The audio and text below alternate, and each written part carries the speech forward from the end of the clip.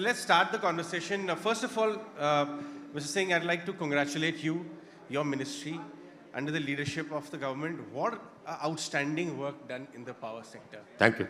Thank you. And, stock markets are actually a reflection, and they are the very good gauge of any policy action, or whether how corporate India, corporate results are analyzed every quarter, line by line.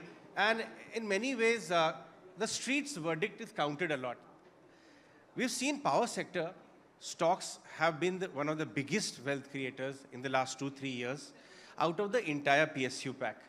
So they kind of got a wind of what's coming, and you have actually, it's very remarkable, I must say. Right. But that's a kind of a issue also because it raises the expectations.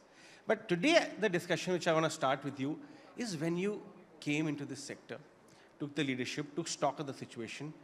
How were the things, how bad were things, so that we understand the degree of change which has happened?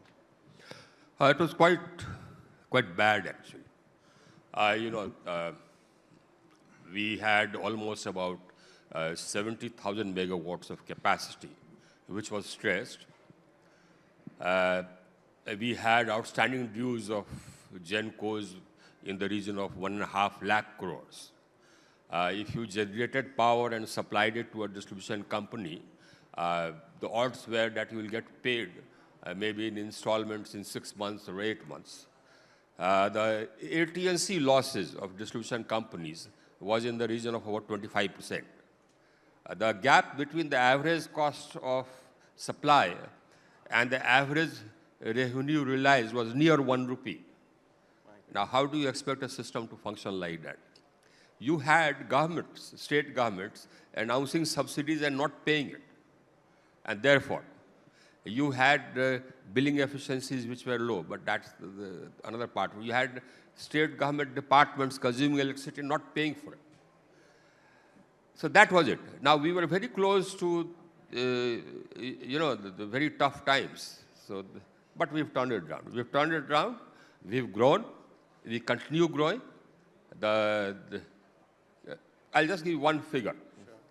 Sure. The generation and the consumption has gone up by 60% as compared to 14-15, 60%.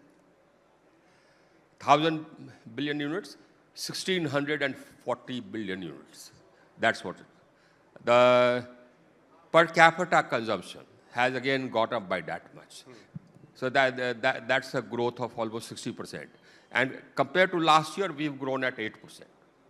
So we are growing rapidly. If this had not happened, our growth would not have happened. Our economy would not have been able to grow.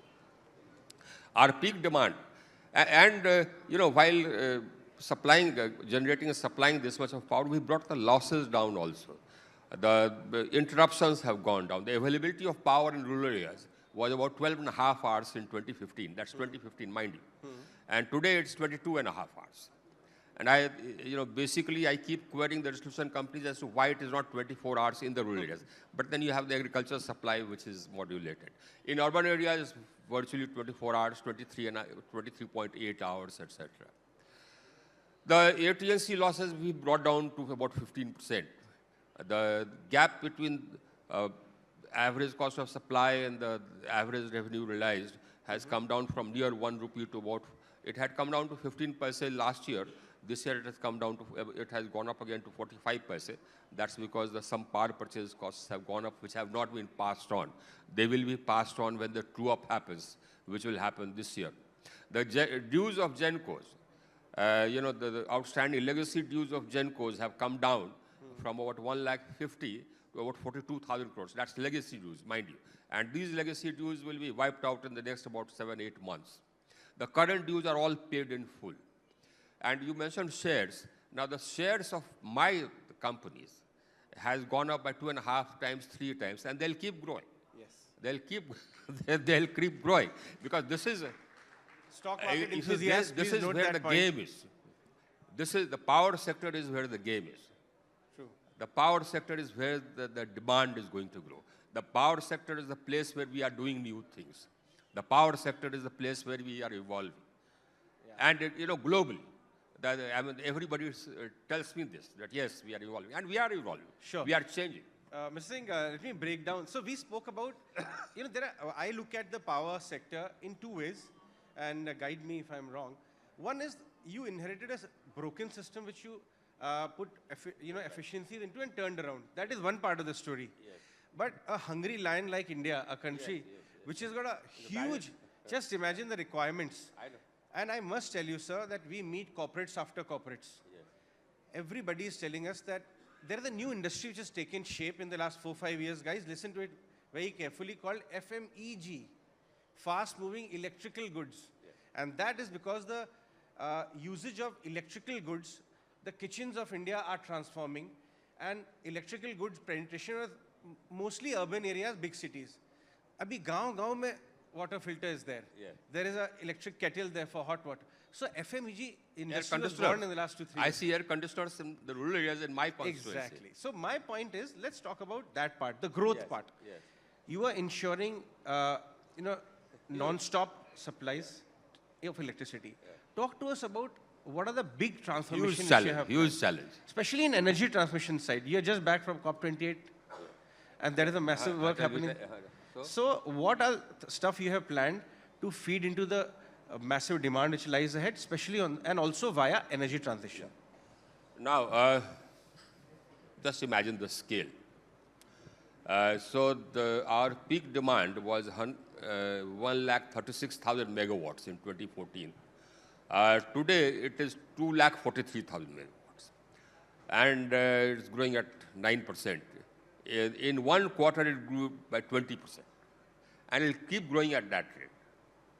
Because our economy will keep growing at 7.5% for the next 3 decades.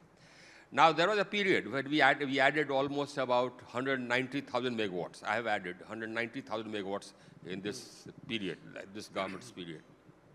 So in between, I became smug and complacent. I thought that, I have added enough capacity, so I'm surplus. And then, post-COVID, the economy took off. And now I'm right there on this. Whatever capacity I added is proving to be just about sufficient. So I am racing to add capacity. So I have, let's take conventional. So I have 27,000 megawatts of thermal under construction. I have about 12,000 megawatts which have been bid out.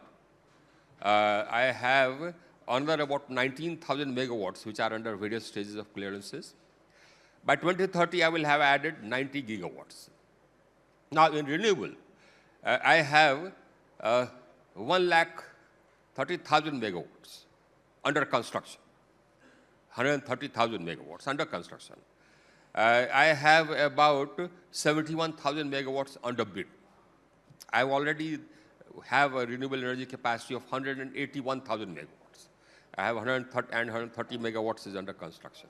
So that's the capacity under construction. In hydro, I have about 18,000 megawatts under construction. Another about 15,000 megawatts which are under different, surveys and investigation. So but the point is that I have to add this very quickly. Now, typically, hydro, the conventional takes about 5 years, 6 years.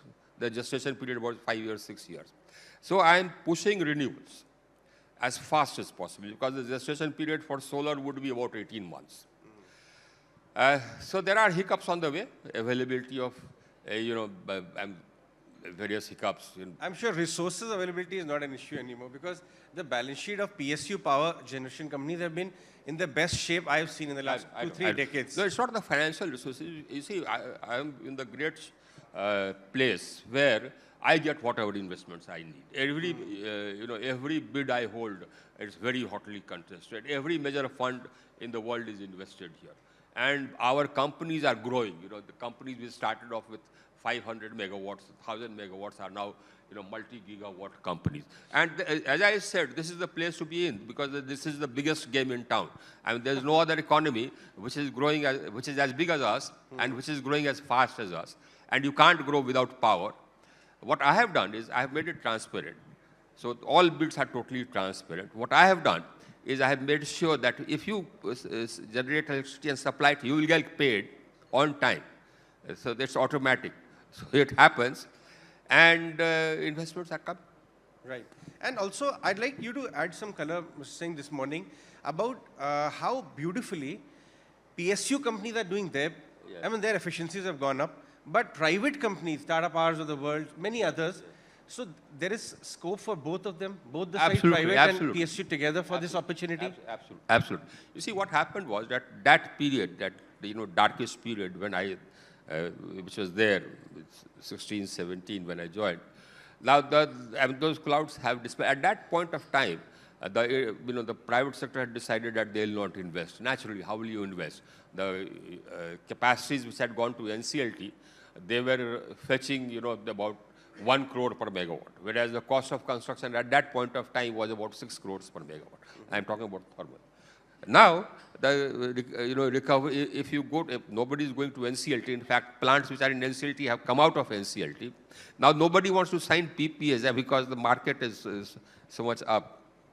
So, the scenario has changed, and I called the industry together. I said that, look, our demand is growing. I want you to invest, and they are all investing. I was saying, last evening, I'm not sure whether you were able to, out of your busy schedule, catch Mr. Modi's speech, but he gave a big, kind of a scoop to us at the time of going. That, in the third term, he said even bigger reforms are going to be unleashed than what we have done before. He left at that, saying that, and guess what? We have been working a plan around that for 1.5 years. And I'm assuming beyond that power has to be a part of those plans. If you can give us some hints on what is the next generation power reforms your ministry is working towards, areas of focus, if not details. By and large, I think, I've covered almost about 90% of the ground. We've put in place a system which is transparent, which works, and by and large, I've tried to insulate the sector from politics. And it's not been easy. We have a rumbustious political system. We are a federal system. We have governments in the states. In between, people started using power as a political tool, announcing freebies, etc. Now, my clear message across was that, I don't mind. You want to give electricity free to everybody, go ahead and do it. But somebody has to pay for it. And if you don't want the consumer to pay for it, then your budget, the state's budget, you have to pay for it. You don't pay it from your pocket. You will have to pay it from the budget. And I have put in place rules which enforce that. So I have put in place accounting rules so that the subsidy which they have to pay is accounted. I have put in place rules which says that if they don't give the money in advance, the subsidy will not be passed on. And we made everything conditional. We made everything conditional. You don't pay for power, you don't get power. Plain and simple. And by and large, it's worked. As I said, we've turned it down. Now, I'm tightening it slightly more to make sure that whatever vestiges of the political sort of interference are there are, again, sort of pushed aside, and the sector is fully insulated. Now, this is a sector which will reward you. Because for the next 3 decades, the demand is actually going to be slightly more than the supply. My challenge, my huge challenge is to make sure that the supply keeps pace with the demand, add capacities, add generation, add transmission. And we've added a lot of transmission, etc. We've added almost about 200,000 circuit kilometers of transmission in my time. But I have to add more. I have to add much more. Can you imagine the challenge? Sure. In fact, I'll just take a leaf out of your answer. I'm told that India's energy mix is changing at a very fast clip. Yeah. We are not giving away legacy power generation, thermal, etc., but we are absorbing or creating new towards green. But the challenge with renewables is that the generation of renewable energy is not in the backyard. It is 5,000 kilometers either in the coast or at the Rajasthan, Gujarat, uninhabitable places. Tamil Nadu, correct. Karnataka, That power has to be brought to the consumer via big transmission lines. I'm told that you're working a whole lot on big, heavy transmission lines. Can you just add some more color on that? Yes. So we were discussing about the challenges. One challenge is that the manufacturing capacity. Now, HVDC, you have only 3 companies in the world which make it. And there is a huge demand on those companies. So naturally, the waiting time for that would be about 6 months to a year. So I am trying to induce companies to start manufacturing it here. They're starting. Other transmission lines we make here, that we are doing. Undersea cables, that is something which we shall need in large quantities, because we have come out with bids for offshore wind. We are expanding. So we first did solar, vanilla solar. Then we did solar, then we did wind, vanilla wind, solar and wind hybrid with storage. Now offshore wind. Round-the-clock renewable energy. We are going to have a bid with round-the-clock renewable energy with hydrogen as storage, green hydrogen as storage. So that, I try to move away from lithium ion. We are putting up capacities for manufacturing of grid-scale storage batteries. So I have we've added about 4,700 megawatts of pumped storage, 2,700 megawatts is under construction, and 51,000 megawatts is under clearances. That's pumped storage. I'll need 336,000 megawatt hours of storage by 2030, the rate at which I'm adding renewable energy capacity. Wow. Our renewable energy, the growth of my renewable energy capacity is one of the fastest in the world. I jumped from almost nothing. Today, my renewables, non-fossils, actually is basically renewable, because nuclear I have just about 7,000 megawatts odd. Now, my non-fossil capacity is already 44% of my total capacity. So that next, we had set a target for ourselves in our NDC, and we had pledged that by 2030 we'll have 40% coming from non-fossils. I'm already at 44%. Wow. So Then we we upped our target to 50% by 2030. In fact, by 2030 I'll have 65% coming from non-fossils. The fastest growing renewable energy capacity. Last week, we came to know that NTPC's green arm is looking at unlocking value. In fact, the entire the power PSU and power ancillary PSU universe got re-rated in the markets for the last 2-3 years. But we understand now that various arms, the share prices of my company has gone at 3 times. Yeah, that's a proud moment indeed. IREDA, my renewable energy financing 5 times in 2 months. Huh? 37. It is 210. There you are. Yes, we track your work very closely. So if you have not invested in my companies, you have missed out. You haven't missed out actually. It will keep growing. Note of. Twice in the last 10 it will minutes keep growing. So don't worry, because my demand is going to keep growing. India is the place to be in. And my sector is the place to be in. Since out of the 5-7 key companies, PSU power companies, are you planning to roll out some other in the market as well, offerings? I'll say, let me see. Okay, let me say. I think that's a good idea. That's a good idea. Okay. The people should be a part of this growth. No, IREDA was what a story. I think power PSU IPO after several years. Yes. 5, 7, 10 years, I don't remember when was the last one. Yes. So now NTPC green arm will be unlocking value? Yes. We'll I get the point. So we'll come out with. Ashad, that's interesting. You already took an idea. Yeah. You also travel across the world, I'm told. Not only in India, take ideas. Not really. Actually, I'm a reluctant traveler. You see, I had to travel quite a bit when I was in the Indian Administrative Service. So I had to travel. I spent long years in defense, so I had to travel and home. Not so much. No, my idea I wanted to ask you I'm a reluctant traveler. Asha, you are. But global investors are keen to participate in India power story.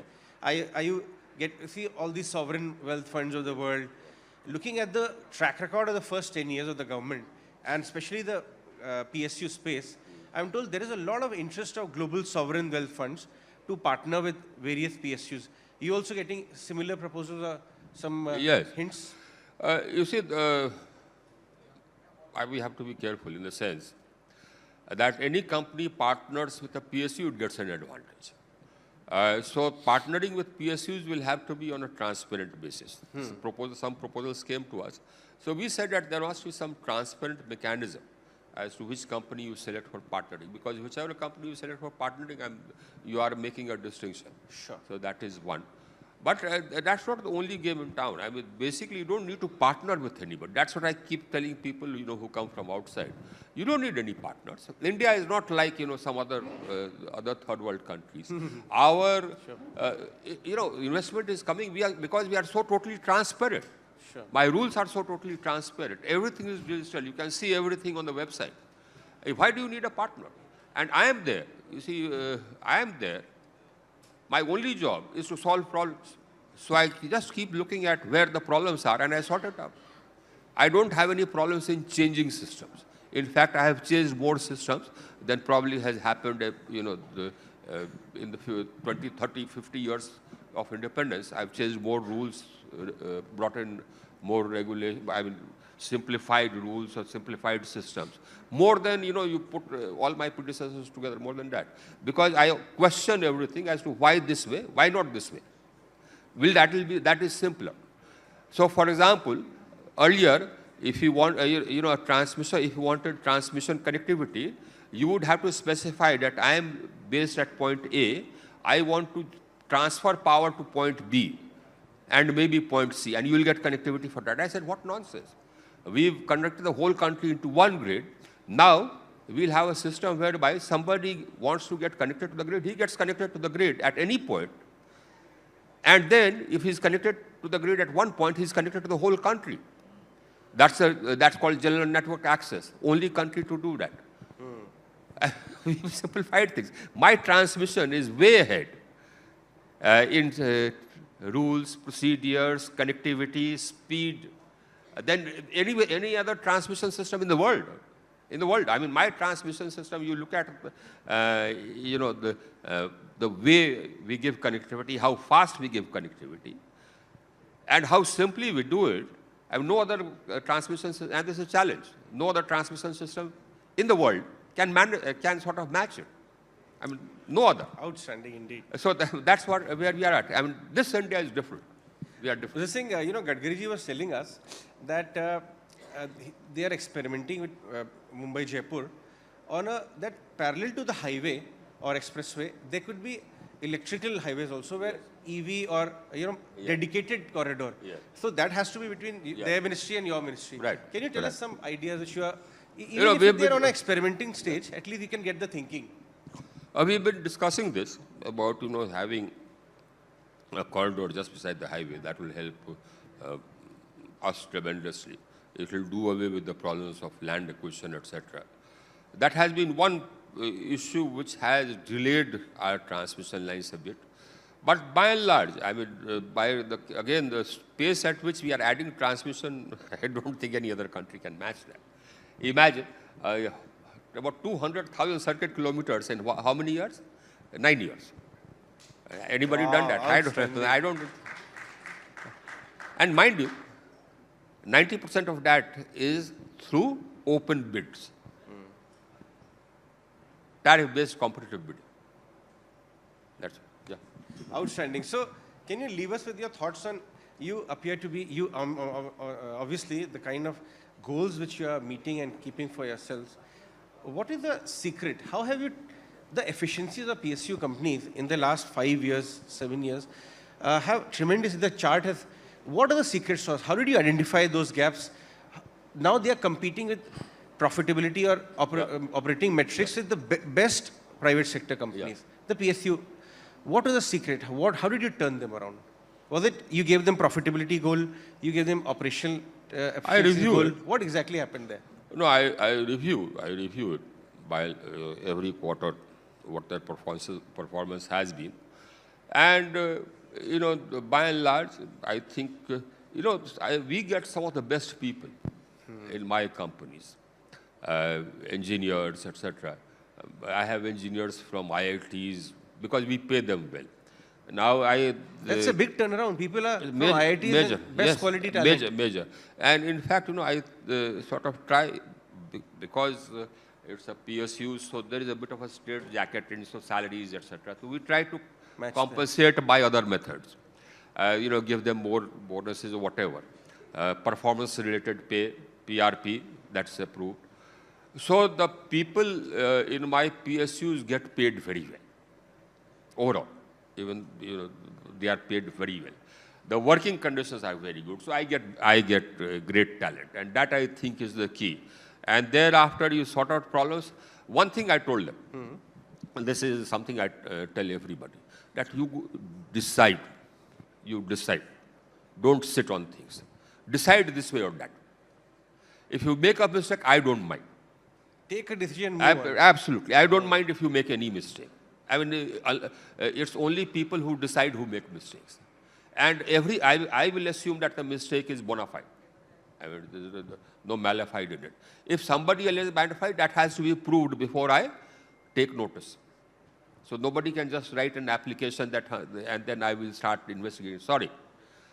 Malified has to be proved. So people are more confident in deciding, number one. Number two, I sidetracked this normal arbitration mechanism. The normal arbitration mechanism takes 6 years, 7 years. I mean, the arbitration mechanism was thought about in order to, sort of do away with the problem of courts, because courts normally litigation takes 7 years, 8 years. They thought that arbitration could be done faster. But arbitration takes as long as the courts. In fact, longer. And it's more expensive or as expensive. So I put in place a dispute resolution mechanism. I selected people with proven track record of honesty, integrity, etc. 3 people.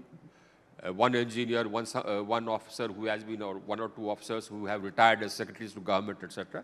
Totally honest, totally impartial. And I said that, okay, this is the committee. Any dispute between the contractor and the developer or whatever comes here. They will decide. Whatever they decide, I agree. I accept. Because I have full faith in the integrity of those people. So all my disputes get sorted out. Now that was a major, major hurdle in hydro. Because in hydro, you have geological surprises. You carry out a survey, you carry out drilling, etc., but you can't drill, all across. You will have geological surprises. That led to disputes. The quantity of work went up. Earlier, this was the quantity it went up. Decide. The inspector and decide. Fine. So the decision making has become faster. I have tried to give confidence, and I think I have succeeded. I think I have succeeded in giving confidence to my officers to go ahead and decide. Mr. Singh, I must say that the turnaround and prosperity of the power sector in India is a case study in itself. Thanks. And we are so proud of the work which the government has done. Thank you so much. That's a pleasure. Joining us today on this platform. That's my pleasure. Great. My pleasure. Thank you. Guys, let's have a big round of applause.